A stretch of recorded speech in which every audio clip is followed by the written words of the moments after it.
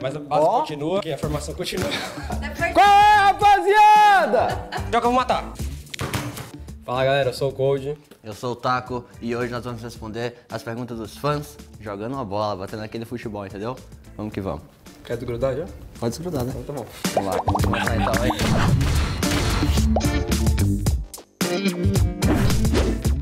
Fala aí, Arthur Oliveira, beleza? Eu acho que as lines que podem dar certo, que podem dar trabalho esse ano, eu acho que vai ser o Liquid. Eles estão com um time bem forte, eu acho que com a adição do Steel eles ficaram muito bons. Eles já estavam com um time forte ano passado já, mas que nem a comunicação muda bastante coisa e acho que eles vão ficar bem fortes com o Steel. E o Astralis ainda continua sendo uma pedra no sapato de todo mundo também. Então eu acho que esses dois times vão ser os times mais difíceis esse ano. Primeiro jogo com a nova line, Laura, vai ser no Major. Vai ser no Major da IAM Katowice, que a gente vai viajar no final de fevereiro, creio. Carvalho Whisky? Fala aí, Carvalho Whisky, beleza? Oi, bom, hein?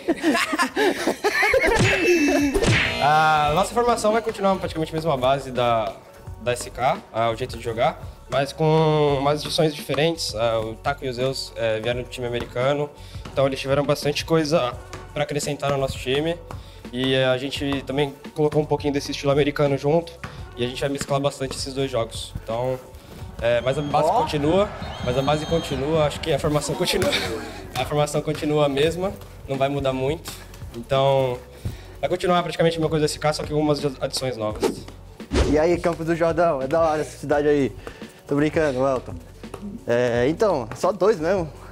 2 pra cada um, gelado, e é nóis. Tá ligado? Pausa aí! Pausa aí! Pausa!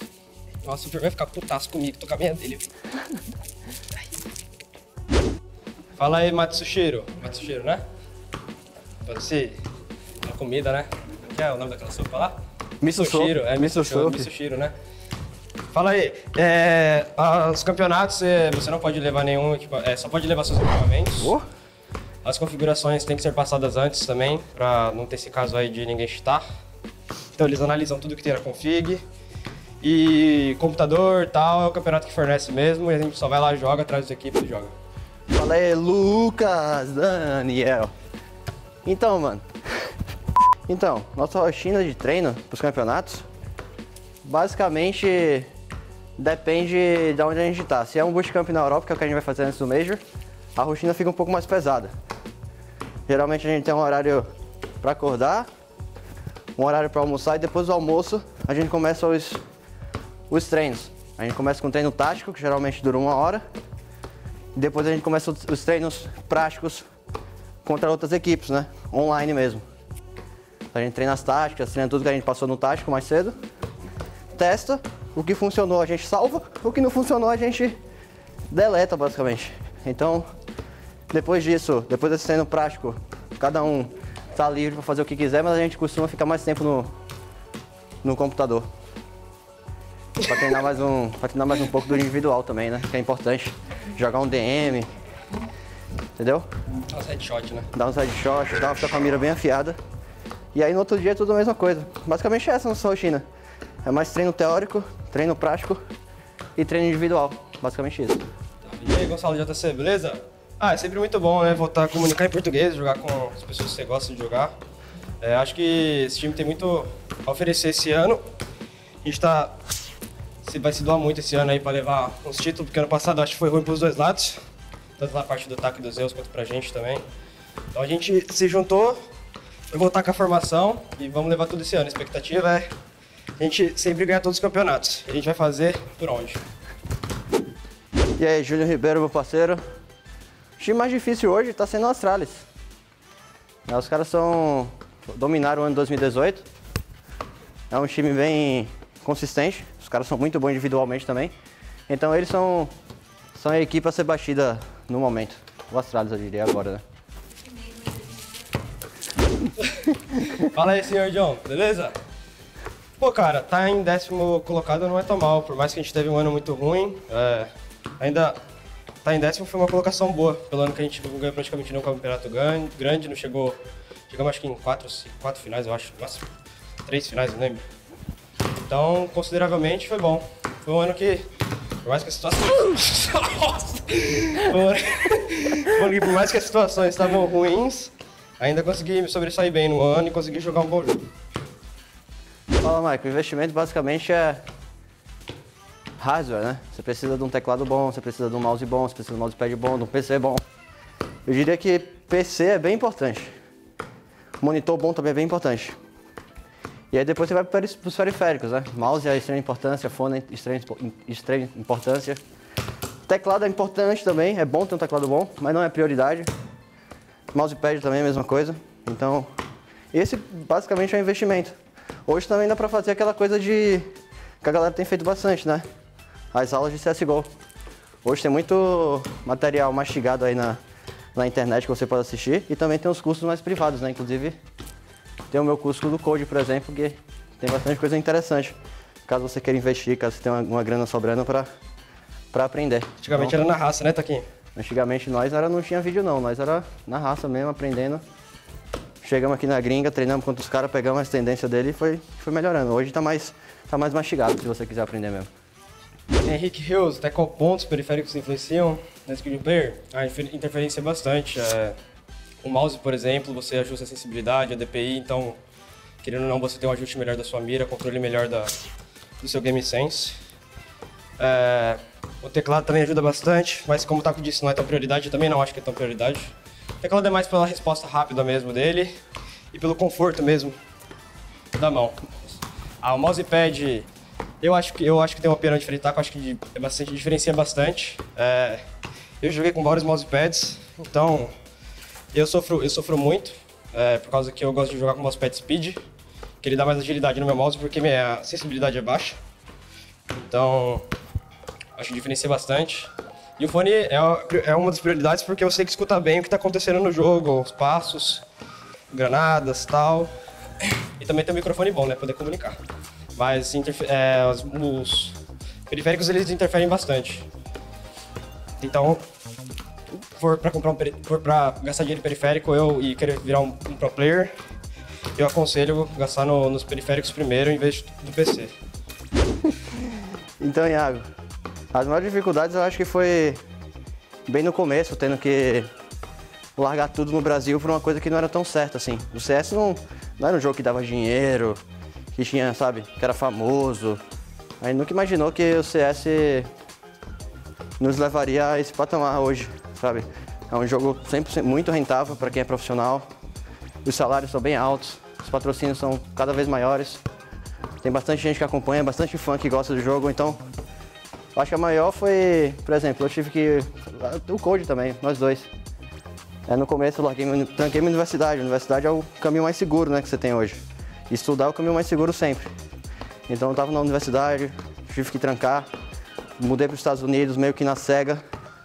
Acreditei no projeto e deu certo, então acho que essa foi a maior dificuldade, mas também não foi tão difícil assim não, viu? Quando você gosta do que você faz, quando você está do lado de pessoas decentes, que você acredita, que você confia, fica tudo mais fácil. Então, esse pra mim foi o lado mais difícil, porém foi tranquilo até. Valeu, Marcos 5, beleza? Pô, a sensação é muito legal, cara. Quando a gente quando a gente vira ídolo para as pessoas, é uma coisa muito bacana.